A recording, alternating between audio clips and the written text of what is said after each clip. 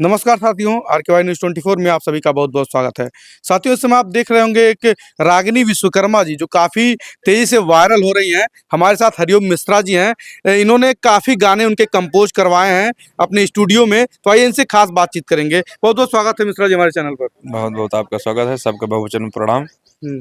हम तो मिश्रा जी भैया हाँ, अवधि में काम हमेशा करे ही और रागनिक हमेशा अवधि में अपने भारतीय संस्कृत का जौन हम सब मेहरारूए जौन गावत हिन, घरे के माता बहना सब हुँ, माताएँ बहनें जो गाती हैं, हुँ, ओका हमेशा हम प्रमोट करत रही त भैया। तो उही में उही सिलसिला में रागिनी विश्वकर्मा का बहुत अवधि गाना खूब वायरल कीन गे। हुँ, धीरे-धीरे उनके विवाह गारी उनके सब वायरल हुँ। इहे सब देखा जाता है रागिनी विश्वकर्मा ने घूम-घूम कर जो गाने गाए, काफ़ी कड़ी मेहनत करने के बाद वो यहाँ तक पहुँची हैं। क्या कहना चाहेंगे मिश्रा जी उनके बारे में? मेहनत तो भाई भाई पत्थर जो होता है, जितने तराशा जाता है उतने निखरता उसमें है। निखार आती है। हुँ, और बिना पत्थर पे हथौड़े की मार और तमाम गतिविधियों से गुजरने के बाद ही वो मंदिर में पूजा होता है। अच्छा ये तो बताइए आज इतना मेहनत उन्होंने किया, चाहे हारमोनियम लेके, चाहे ढोलक लेके दूर-दूर गाना गाई, लोग पसंद किए। फिर अवधि में भोजपुरी में सुंदर-सुंदर गीत उनके आए बाटे हुँ, और सुंदर भजन, सुंदर गज़ल, सुंदर-सुंदर गीत उनके हमरे जैसे लोग दिवाकर शर्मा जी हैं, उनके सर अच्छे-अच्छे जो लेखक हैं, उनसे संपर्क करके उनका गीत रिकॉर्ड करवाए, हुँ। लोगों के बीच में पहुँचाए, जो सबको पसंद आया। जैसे देख रहे हैं भोजपुरी से भोजपुरी पहले लोग बहुत ज़्यादा केवल भोजपुरी पसंद करते थे। हुँ। लेकिन कुछ दिनों से अवधी का एक अलग ही रुख अपना लिया है लोगों ने। अवधी को लोग अब ज़्यादा कॉमेडी से लेकर के हर चीज़ों में अवधी भाषा को काफ़ी पसंद लोग करने लगे हैं। अवधि क्या है कि अवधि में जो ये एक अश्लीलता नामक शब्द है, ये ना प्रवेश कर पाया है, ना करेगा। कारण कि मर्यादा पुरुषोत्तम श्री राम की जन्मभूमि है। हुँ, उनका उन्हीं से ये नगरी है, अवध जो अवध नगरी। क्षेत्र का ये हाँ, भाषा है वो अवध से। अवधी ही है। तो एमा बड़ा मिठास है, हिंदी से एकदम हुँ, मिलत-जुलत शब्द है। हुँ, तो तीनों भाषाएँ आपस में बहन हैं, बड़ी बहन हिंदी है, छोटी बहन अवधी, भोजपुरी सब है। हुँ, तो सब आपस में सब भाषा अहिन इही में देखें का होत है कि अश्लीलता कहाँ से प्रवेश करत है।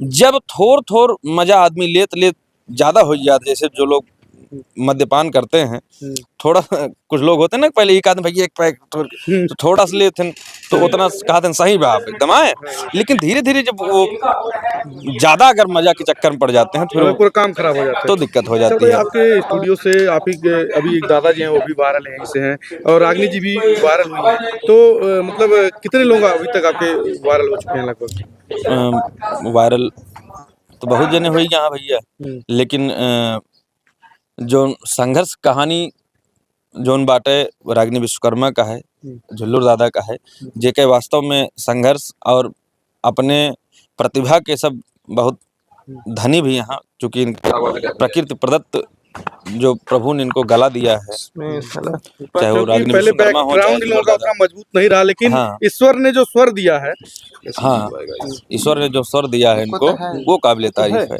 और उसी के बदौलत ये लोग उत्तरोत्तर आगे बढ़ रहे हैं और हम लोगों का पूरा साथ है, पूरा समर्थन है, जहाँ भी जिस प्रकार से मदद चाहिए होती है, हम हमेशा खड़े रहते हैं और मेहनत अच्छा साथ-साथ मिलके करते जो रहते ये हैं। गाना वायरल हुआ है रागिनी विश्वकर्मा जी का, ये इस गाने को राइट किसने किया था?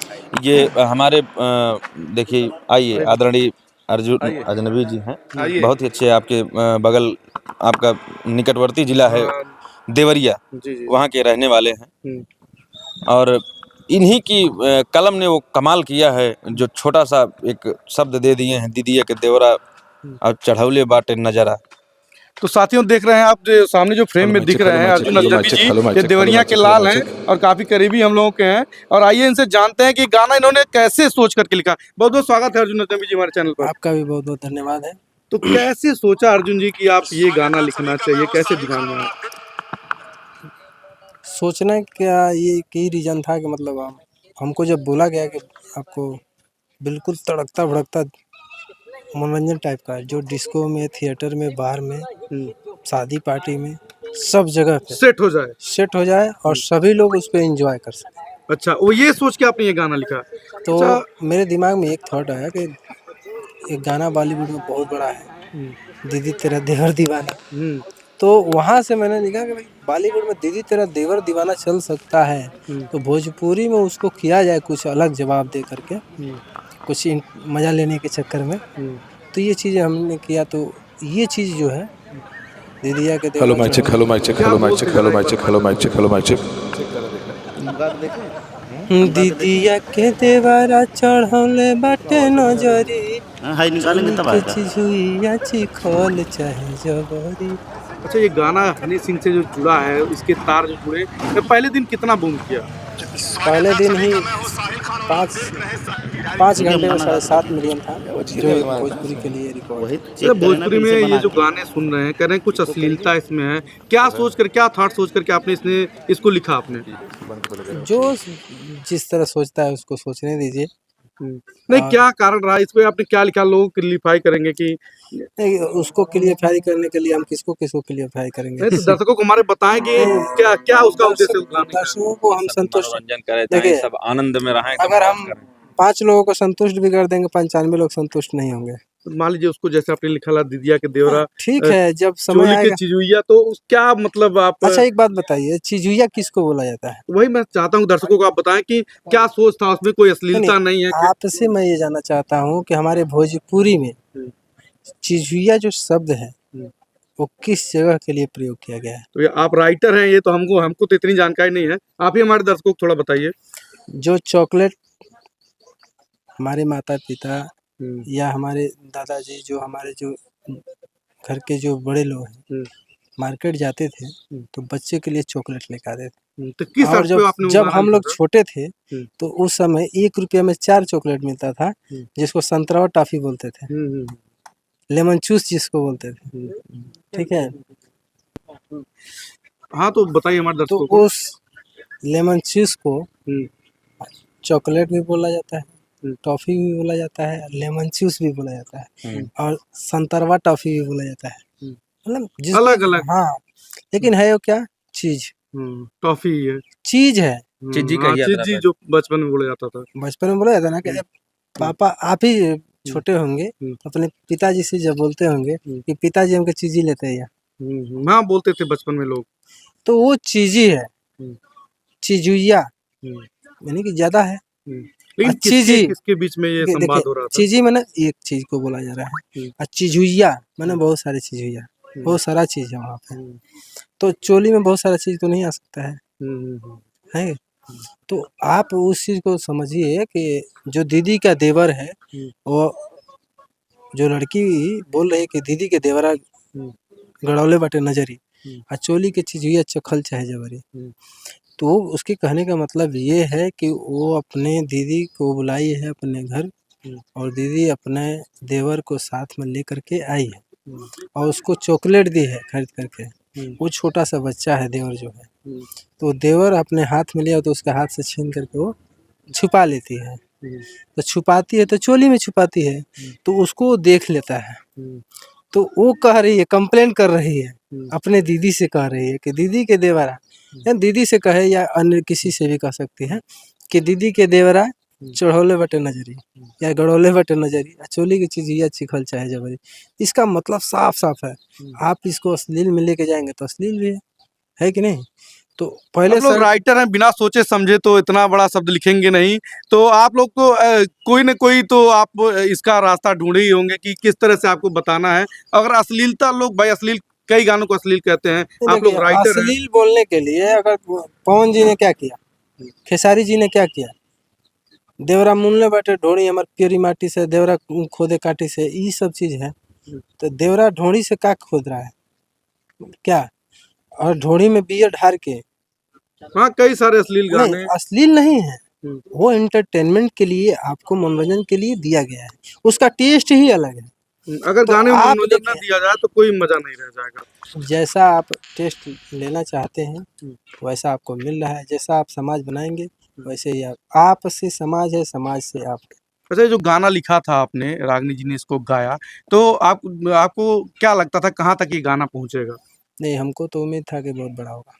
आपको पहले से उम्मीद था बहुत बड़ा होगा? जी, उम्मीद से कितना ज़्यादा क्योंकि हुआ? नाम था बॉलीवुड का, हुँ, और बॉलीवुड में अगर छोटा भी चीज़ जाता है ना, हुँ। तो बड़ा होगा। और क्योंकि रागिनी जी ने जितना संघर्ष किया है, आपने तो उनके संघर्षों की कहानी देखी होगी, क्या लगता था उनको उनको भरोसा था खुद पर कि इतना आगे वो बढ़ पाएँगी? देखिए, स्ट्रगल सभी का तगड़ा होता है। हुँ, जैसे आज सभी लोग ग्लोबल में शिल्पी राज जी को जानते हैं कि शिल्पी राज बहुत बड़ी स्टार हैं भोजपुरी की, हुँ, अच्छे गीत गाती हैं। उसी तरह रागिनी जी हैं। हुँ।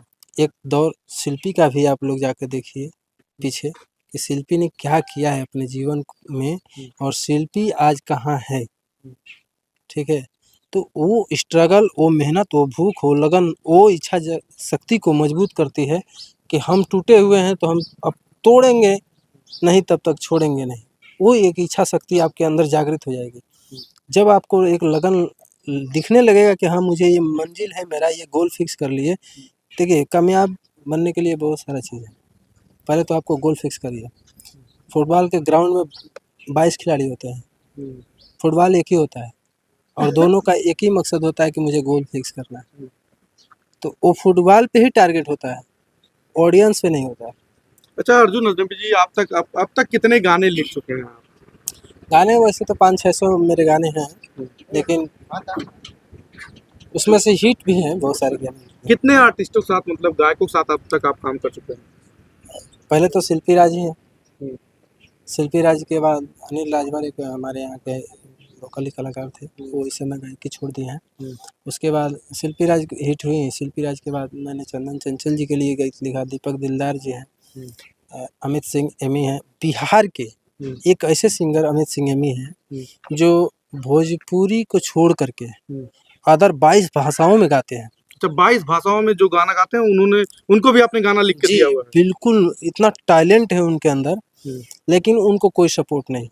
उनको कोई सपोर्ट नहीं कोई मिला? सपोर्ट नहीं करता है, हुँ, और वो अश्लील बिल्कुल गाते नहीं। उनके शब्दों में, उनके गीतों में एक भी शब्द, एक भी वर्ड हुँ।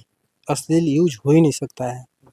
आज वो देखिए कहाँ है, कोई नहीं चलते-चलते जानता है। चलते-चलते हमारे दर्शकों के लिए भी कुछ सुना आ दीजिए। क्या सुनाएँ आपके दर्शकों के लिए? एक गीत लिखे थे हम शिल्पी जी के लिए, हुँ, जो लॉकडाउन में आया था। हुँ, सरकार बचा ली हमरा सरकार के। हुँ, आप लोग सर्च करके उस चीज़ को भी सुनिएगा। हुँ, बहुत अच्छा चीज़ था। जैसे समाज में वो दौर मैंने देखा कि पति जो है बीमार पड़ा हुआ है, घर में राशन नहीं है, और पत्नी बिल्कुल डिस्टर्ब है, लेकर के हॉस्पिटल में गई है, और डॉक्टर उस पे ध्यान नहीं दे रहे काफ़ी त्रासदी का माहौल रहा लॉकडाउन। हैं। जी, और उस त्रासदी में वो डॉक्टर के पैरों में गिर कर के रो रही है, हुँ, और वहाँ पे कह रही है वो चीज़। वो भाव को मैंने, वो दर्द को मैंने, समाज के दर्द को उसमें दिया कि सब सिंगार कौनो काम के न रही, हमरो बलमुआ जे होई है न सही। झुमका झुलनिया नथिया बेचब, अरे झुमका झुलनिया नथिया बेचब, हमहू सोनार के सरकार बचा ली हमरा सरकार के। तो काफ़ी सुंदर-सुंदर गीत आपने लिखा हुआ है और इनके बोल गाने के कैसे लगे कमेंट करके हमारे वीडियोज़ में ज़रूर बताएँ। मिलते हैं किसी नेक्स्ट वीडियो में नई जगह पर, तब तक आपसे विदा लेते हैं। नमस्कार।